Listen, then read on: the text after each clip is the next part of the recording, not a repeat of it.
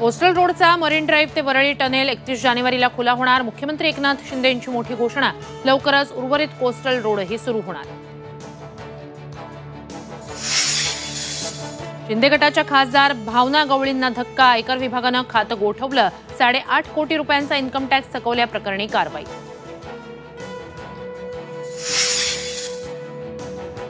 राज्यावर अवकाळी पावसाचं संकट। पुढील 3 दिवस राज्यात कोकण, मध्य महाराष्ट्र, मराठवाडा आणि विदर्भात तुरळक ठिकाणी विजांसह पावसाचा इशारा।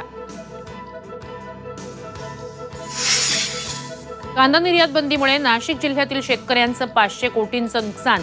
तातडीनं कांदा निर्यात बंदी उठवा। शेतकऱ्यांसह बाजार समिती संचालकांची मागणी।